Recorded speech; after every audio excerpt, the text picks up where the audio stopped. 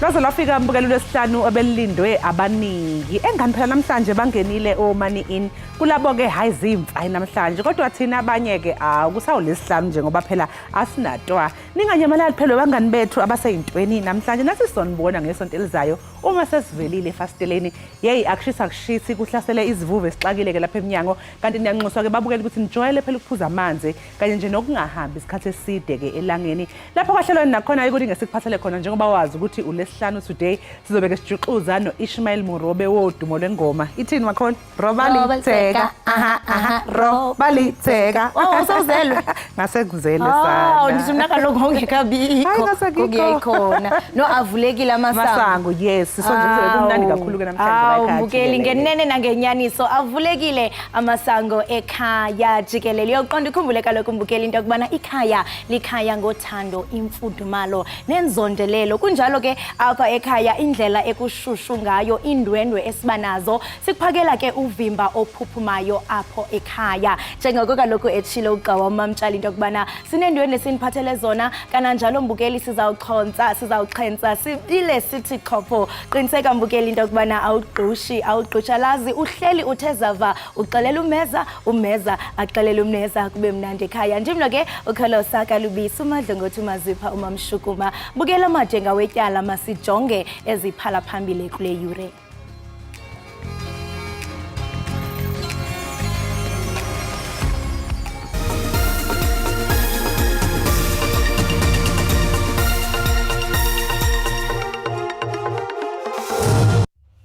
We see a situation of a festive season of extremely low levels of load shedding. Uzaqhuba ucimicimi wombane nangexesha leziyunguma kodwa ngamazinga asezantsi. The plans that we've got for this precinct are quite of high quality, and there's going to be a lot of investments, up to 160 billion rand. Umengameli wezwe uCyril Ramaphosa uthi ziyaqhubeka inhlelo zokuxazulula inkinga ezikhona echwebeni eTransnet. Ukusho lokho ngesikhathi evakashele eRichards Bay KwaZulu-Natal. You are the defending champions, and if you don't win this game, you won't be at the tournament. Kwezemidlalo umqeqeshi banyana uDesiree Ellis ulibhengezile iqela eliza kudlala imidlalo emibini yokuzibekela indawo kwiAFCON yabasetyhini neqela laseBurkina Faso.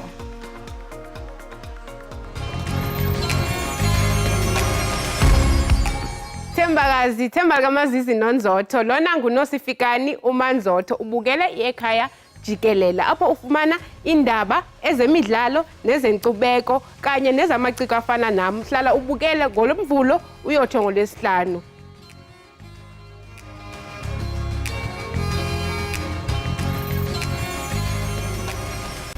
Usezawuqhwiba ucimicimi wombane nangexesha leziyunguma kodwa ngamazinga asezantsi. Oku kuthethwe ngumphathiswa wezombane uGqirha Rhosiyentsho Ramakgopa. Uthi oku kungenxa yokutsala nzima kwenkampani yezamandla iEskom ukuvuselela amanye amacandelo kwezinye izikhululo eziphambili. Ebethetha ke ngethuba etyelele izikhululo iMudupi eMadima eliphalale eLimpopo. uGqirha Ramakgopa uthi ngenxa yokusokola kukaEskom ukuvuselela amanye wamacandelo kwizikhululo useza kutsho njalo ucimicimi Jikelele nangexesha leziyunguma. Izikhululo iMidupi neMatimba zikhe zajamelana nemingeni yomonakalo kumacandelo athile kulandela uqhushumbo olwenzeka iMidupi kwiminyaka emibini edlulileyo. Umsebenzi olungiso usaqhuba. They found a second-hand generator that meets the same specifications somewhere in the Netherlands. We've been able to procure that, and of course they've given me an update to say that they will be able to get Unit 4 back by June of next year, 2024. Ramakgopa uthi imposiso into angasoze ayenze nanjengoko useza kuba khona umngeni wombane kodwa ukholelwa kuba uza kuba kumazinga asezantsi ucimicimi. We see a situation of a festive season of extremely low levels of load shedding. Kusenjalo umphathiswa uthi Eskom iza kuba nomlawuli oyinhloko omtsha osisigxina ungaphelanga lo unyaka kulandela kulahla kuka-under director ekubutsheni balo nyaka. That appointment should be made before the end of the year. And of course, the chair of the board, the newly appointed, has also indicated the board has complied with the requirements as per the memorandum of incorporation. They've given the minister 3 names. At the right time, the minister will bring those names to cabinet. Uramokgopa uphinde wagxininisa ukuba useza kuba yinto yezolo udanyacimi kodwa akazibophelela ekubeni nini kanye kanye. Uhulumeni wakulelizwe uthi useyinhlelweni zokubuyisa zonke izakhiwo zakhe ebeyithathwe ngenkani nangendlela engekho emthethweni. Lokhu kushiwo ungqongqoshe wezemisebenzi yomphakathi uSihle Zikalala. Kufikwe kwizakhiwo zikahulumente nezathatyathwa gwenxa kwiminyaka edlulileyo. uZikalala uthi iphulo lokubuyisa ukuthatyathwe ngokungekho mthethweni elibizwa njenge-bring back liyaqhuba kwilizwe jikelele ngenjongo yokuqinisekisa ukubuyiselwa kwakhona kwezakhiwo zikahulumente ukuze kwandiswe ukusetyenziswa kwazo nenjongo yazo. We would want to ensure that we bring back all state assets, but also ensure that we optimize for maximum benefit. Apha eCastle of Good Hope umbhono omxesibe wabangenamakhaya kuqenqgeleka iminyaka begxumeka amatyotyombe. uZikalala uthi isebe liza kusebenza nesebe lezokhuselo ukufumana umyalelo wokugxotha ukanti uzamkele ileta ezisuka kusodolophu waseKapa ezimayelana lomba.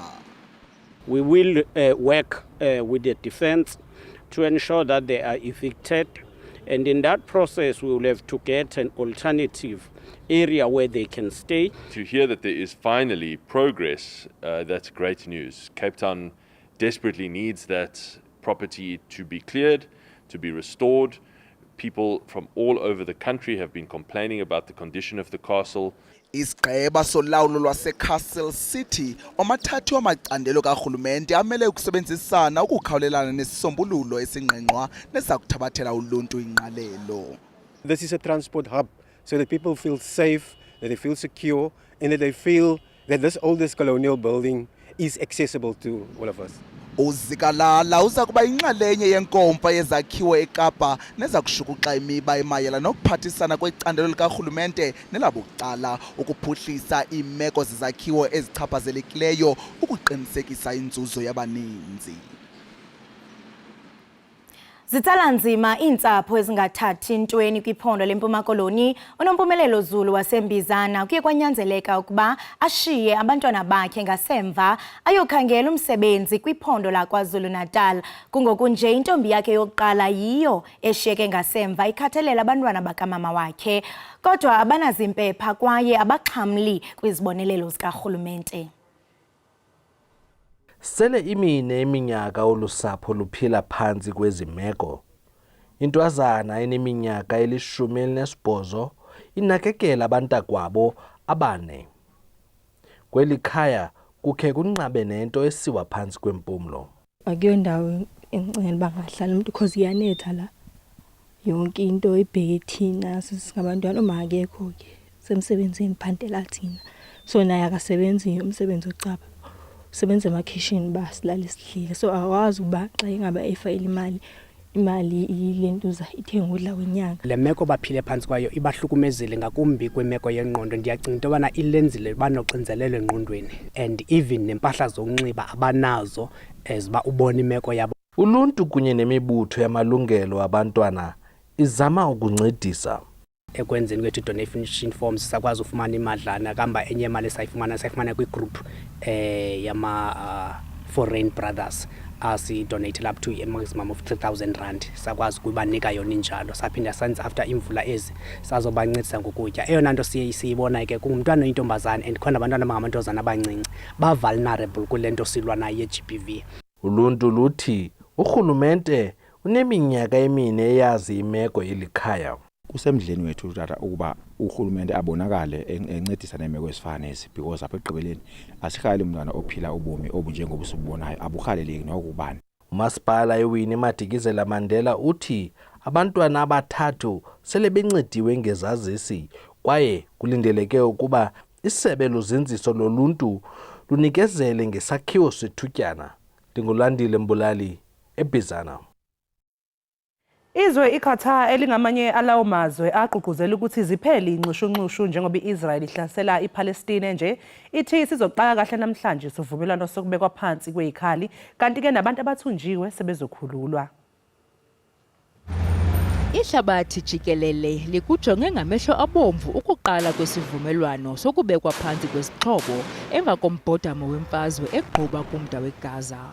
Abo balinde ukukhululwa kwabo bathinjiweyo baqhoboshe iminwe kuba ixesha liqhatshwe yinja. These children who have been living in this unbearable and unbelievable and unimaginable situation should be certainly going home to their families. IHamas ithi ukubekwa phansi kogqonci iyakuba ngowona mzuzu ujonge ngamehlo abomvu kule mfazwe. We exchanged suggestions and responses here and there under the auspices of Qatar and Egypt. Thank you for that. And we've appreciated them from the very first day. But we believe that we're in a decisive moment in this matter. Inkulumbuso yakwaSirayeli uBenjamin Netanyahu usavutha bhe ngumsindo kwaye usafuna kudityanwa etshatshalazini. The first goal, the elimination of Hamas, does not stop until it's done. Second goal, the return of the hostages. We're making progress. Kusenjalo unobhala jikelele weANC ufikile Mbalula umgxeke kanobomi uNetanyahu esithi akayondoda inoxolo. Libuyiselwe uzinzo eWinburg eFreystata emva kokuba abahlali bevale iivenkile zabemi bangaphandle. Abahlali bebevutha ngumsindo emva kokuba abemi bangaphandle bevale iivenkile zabo bethintela ukuba zihlolwe ngamagosa aseburhulumenteni. Amagosa aphuma kumasebe karhulumente ohlukeneyo behlola iivenkile ezirhanelwa ngokuba zithengisa ukutya okuphelelwe lixesha. Abahlala bagungqi kwelithi ivenkile zabemi bangaphandle ziye zavalwa ngabaninizo ngethuba amagosa aseburhulumenteni ehlola ivenkile masihlale zivaliwe.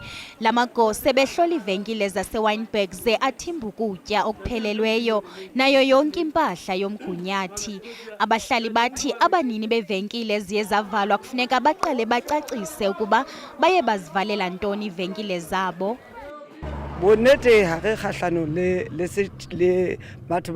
Asinangxaki nabanini bevenkile kodwa sinengxaki ngento abayenzileyo yokuvala ivenkile zabo ngethuba amagosa karhulumente ehlola indawo ezithengisayo. Bona bayasinceda kwelinye icala kuba zikude ezinye indawo. Ndicinga ukuba amagosa karhulumente athimbe impahla yabo eninzi nebekungafanelekanga bayithimbe ngoku bamkile asinazo ezinye iindawo esinokuthenga kuzo apha elokishini. Ukanti abanye abahlali bathi sebeqalile ukuluvu lwamvila lwevenkile zabemi bangaphandle ezivaliweyo. Omnye umhlali uthi uye wamlumkisa umnini wevenkile obeqeshe igumbi kuye ukuba ayeke ukuthengisa ukutya okuphelelweyo. They open the shop at my place. So one day I buy the cakes, but I was not aware they sell the expiring goods. But I make sure about them. I make them aware about that. Kungoku nje lubuyisela uzinzo kule ngingqi. Umongameli uCyril Ramaphosa uthi unethemba lokuguzulwa kokusilela emsebenzini kumazibuko kwaye uthi isicwangciso sokulungisa lengxaki sele ime ngomumo. uRamaphosa bekutyelelo lokuhlola izibuko laseRichards Bay elijongene kakhulu nemigodi. uTransnet uthi ukusilela kwelizibuko kubangelwa yimiba equka imeko yemozulu embi kunye nonqongophala kwezixhobo zokusebenza. uRamaphosa uthi urhulumente ufuna isigadla ziphume endleleni.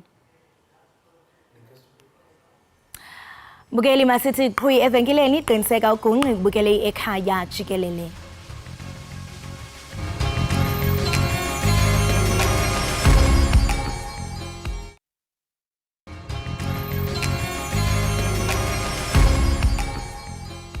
Siphinde-ke sikwamukele mbukeli wekhaya jikelele, sibonga kakhulu ukuthi uhlanganyele kanye nathi.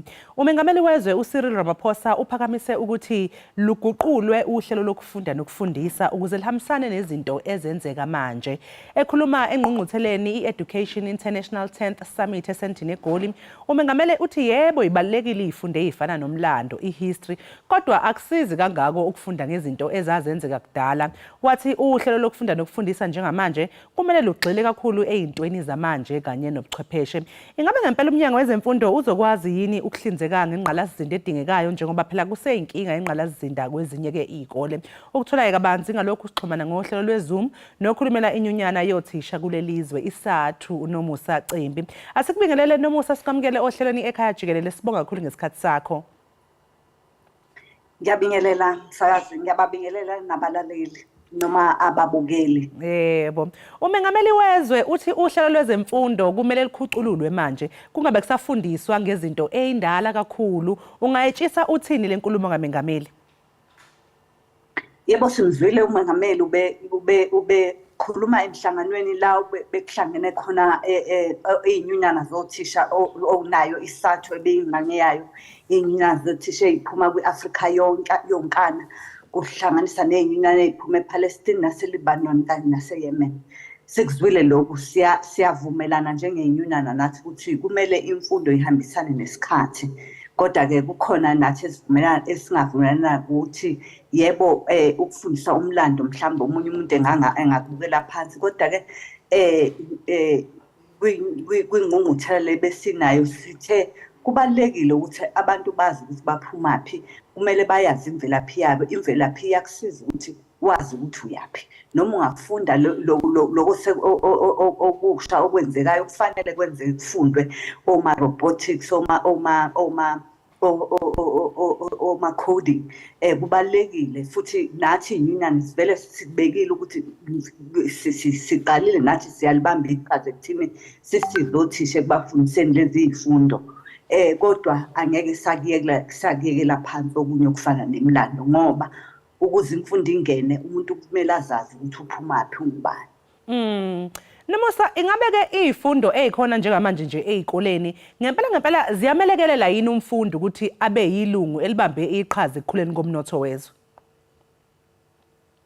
Kuyazanywa ukuthi kube khona, kodwa siyabona ukuthi uma ngabe ubheka izifundo nemisebenzi esikhona idinga amakhono amaningi. Imfundo yebo iyazama ukufinyelela, kodwa siyabona ukuthi akuhambelani, akubhalansi idingo ezidingwa ama-industry nezinto ezifundiswayo. Yebo, engathi imfundo njalo isalele emuva, engathi imfundo njalo has got to catch up nezinto ezishintshayo eSouth Africa. Siyathanda ukuthi in future kube khona ukuhambisana nokuhlangana kuthini izinto ezenzekayo ezweni nemfundo ibe i-on par ngaleso sikhathi. Makunjalo siyabona ukuthi mhlambe kuyosiza ekuthini-ke singatholi abantwana behleli emakhaya bethi bafundile kodwa ukuthola ukuthi imfundo yabo ayisebenziseki ngoba imisebenzi ayidingi lokho abakufundele. Sifisa ukuthi kube khona ucwaningo lwenziwayo njalo ukuthi kubhekisise ukuthi izinto ezifundwayo ziyahambisana nesikhathi. Yebo, because uma ngabe nje nawe usho lokho okushoyo sisi uNomusa, ngiyabona nje ukuthi ngiyibuza ukuthi engabe mhlawumbe ukufunda izifundo ezikoleni kwenziwe itheory for example, kungasiza yini ukuthi mhlawumbe kufocuswe more kuma practicals, mhlawumbe kufundiswe izingane zifundiswe amakhono okusebenzisa izandla zawo, ama skills ezokwazi ukuthi mhlawumbe mangabe iphuma ko grade 12 kanje zikwazi ukuthi iqasheke, mhlawumbe kube khona ukubonisana phakathi komnyango wezemfundo kanjalo mhlawumbe nama industries okanye izinkampani okuyizona mhlawumbe ezikhiqizayo, kubonakala ukuthi yini mhlawumbe engafundiswa izingane okuyikhono lesandla okungenza ukuthi mangabe iphuma mhlawumbe esikoleni zikwazi ukuthi ziqasheke kulezi zinkampani, seyikwazi ukuthi zikhiqize lezi zinto ezidingwa yinkampani. Ngabe mhlawumbe kukhona yini ukubonisana okhona phakathi kweinkampani kanjalo nomnyango wezemfundo? Siyafisa ukuthi kube njalo. Kukhona lokho okuthiwa ama-SETA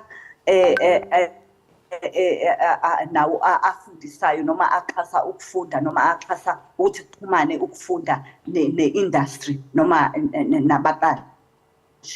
siyafisa ukuthi kube njalo ngoba akusizi lutho ukuthi ufundise abantwana kodwa lokho bafundisa kona kungahambelani nezinto ezifunwa i-industry noma ezifuna ukuthi baqasheke. Siyazi ukuthi imfundo yethu ngisho la eSouth Africa nje kakhulu imfundo yethu has been very much academic. Noma ngathi lokho okushilo wathi theory kakhulu. Siyafuna ukuthi kubuye lokho ukuthi kufundiswe namakhono. Kuyenzeka kancane uyazama umnyango ukuthi uyakubuyisa lokho kancane kodwa ke siyazi ukuthi impact yemfundo ayibonakali nje ukuthi mhlambe kuzoshintshwa ukufundiswa noma kuzofaka izifundo ezintsha kulonyaka umehluko usuyabonakala ngonyaka ozayo. Izinto zemfundo ithatha isikhathi iminyaka mhlambe ebayishumi ukuze kubonakala ukuthi kukhona umehluko okhona. So siyacela ke ize kuzothatha isikhathi ukuthi kodwa umnyango ufake konke ama resources ongawafaka ukuthi kube khona ukushintsha kubonakala ukuthi namakhono ayahlonishwa. Ngoba siyazi ukuthi abantwana abaningi befunda lapha esikoleni high school umuntu into ayibhekile i-university kanti akhona nama-TVET colleges angafundisa amakhono kodwa ngendlela ekuhambe ngayo ekufundiseka ngayo la eSouth Africa wonke umuntu ubona sengathi into engcono ukuthi umuntu aye-university kanti sithi imfundo yethu kumele abantwana ba-encourage noma bagqugquzele ukuthi bafunde izinto ezihambelana namakhono nobuciko abangakwazi bakwenze kunokuthi bonke baye ema-university ngoba ukuya ema-TVET colleges akusho ukuthi mhlambe awuhlakaniphanga ngokwanele ngoba kukhona leyo into engathi awuhlakaniphanga ngokwanele mawuhlakaniphile kumele uye e-university. Ukuba namakhono ukuhlakanipha nawo okuvelele kakhulu esibona ukuthi kuyadinga ukuthi kunikwe inhlonipho okuyidingayo ngoba ithina esenza ukuthi noma angazi noma uhulumeni noma umphakathi owenza ukuthi kungahlonipheki ukuthi umuntu uye e-TVET colleges college kanti siyabanxusa abantwana noma umphakathi kwazi ukuthi ukuya e-TVET college uyothola amakhono azokusiza ukuthi ukwazi ukuzimela ngoba enye into asimele siloku sibheka ukuthi abantwana kumele baqashwe kumele kube imfundo ifundiswe umntwana ukuthi kumele azimele. I-TVET ke izokwazi ukuthi imenze umntwana ukuthi azimele akwazi ukuthi azisebenze yena. Umengameli-ke njengoba ekhuluma ngalezi zifundo ezintsha ezifaka i-coding kanjalo ne-robotics njengoba-ke nje izinto ishintshe emhlabeni ingabe-ke kodwa sisinomusa isimo somnotho wezwe kanye ney'ngqinamba nje ey'khona singakwazi yini ukuthi-ke sisebenzise lezi zinto? Yebo isimo esenzeka ezweni lonkana nangaphandle kwase-South Africa emhlabeni wonkana ukusetshenziswa kwe-coding ne-robotics kuyaphoqa ukuthi nathi eSouth Africa singenelele sifunde lezi zinto. Thina-ke njengey'nyunyana njengayisathu nje siyabasiza othisha ekuthini sibafundise sifundise iy'nkulungwane impela zothisha kuyona i-coding and robotics kodwa ngingasho ukuthi isathu kuphela sihlangene nazo iy'nyunyana zala eSouth Africa zothisha zonhlanu ngaphansi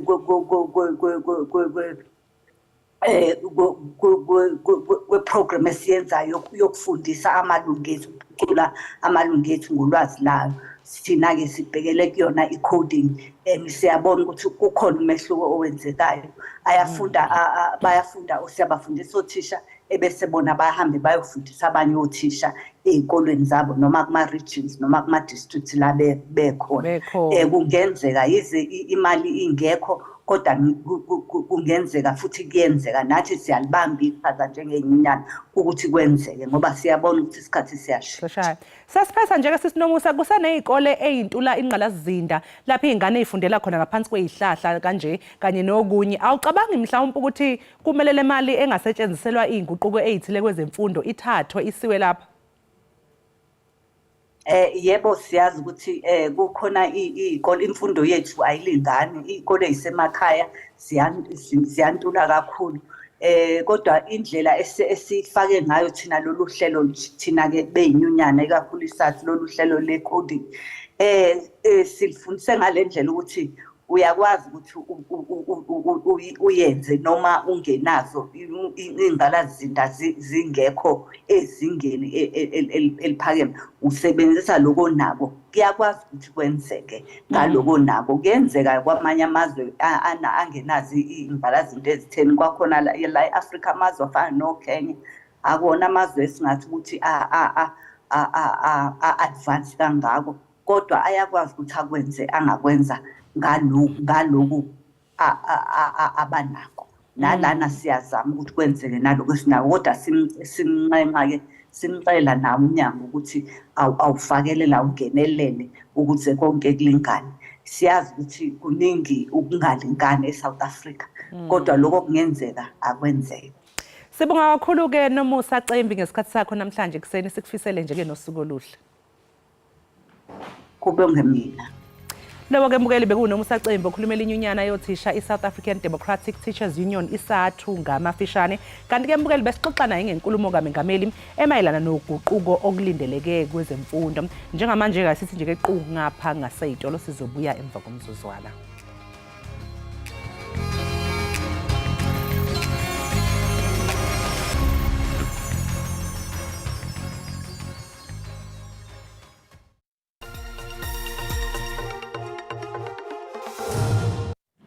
Enkosi ngokuhlala nathi nisasibukele apha ekhaya jikelele kanti ngokumbukeli singena kwisiqendu sethu sezemidlalo. Umqeqeshi wemanyana uDesiree Ellis ulibhengezile iqela elizakudlala imidlalo emibini yokuzibekela indawo kwi-AFCON yabasetyhini neqela laseBurkina Faso. Inxube evangeke yolutsha namaqala ankone ngamava aquka uJanine van Wyk ajonge ukuphula irekhod leyona midlalo emininzi kwilizwekazi iAfrika. Ibanyana isekhondweni lokukhusela isithaba sayo. Zontathu iFolosi zabanyana uThembi Kgatlana, uJamaine Seoposinwe noHildama Ekhaya abadlala phesheya kwelwandle bapikiwe kweli qela.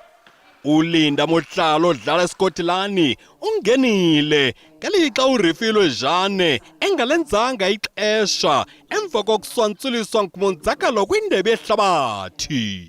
Isengumnqa okhwanqisayo qukunjelo kweqhala lomdlalo wasemva uJanine van Wyk owavinjwa umdlalo kwixa elidluleyo ze washiya nalo banyana. We will do our utmost best to get her those 2 caps. It's not just a record for her, but I think it's a record for women's football in the country.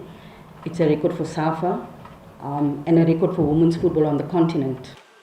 Amaqobokazana sekhaya zakungquzulana neBurkina Faso ngolwesine weveke ezayo ze aqukumbele into ebeyiqalile ngolwesine kwenkanga uDisemba ngolomarhanuka kwibala iLucas Moripe ePitoli kumlenze wesibini. You are the defending champions, and if you don't win this game, you won't be at the tournament. Ezintshatsheli zikhuselayo ze-AFCON zeza kudibana eRhawutini ngecawa ngaphambi kokuntingela kwilizwe likwintshona yeAfrika iBurkina Faso. Sibonga kakhulu-ke ngezemidlalo. Uyazi phela mbukela ukuthi mangabe kuwo Friday kanje asikuxini nje ngeindaba kuphela kodwa siphinde sikuphathele nomculo omnandi. Namhlanje-ke hayi udaba olufanayo sikuphathele umculi ozokurocka akuroke uenjoy ulapha ekhaya mbukeli ngiyakutshela uzobushaya ama-get down. Siphethe bani Makhole? Andisutshilo wathi kunengoma ethi avulekile amasango. Ngaroba netheka lapha ekuqaleni. Siphethe Ishmael njengokuba wayithe avulekile amasango uthi ngoku sangena. Yes, Ishmael iqonga lelakho.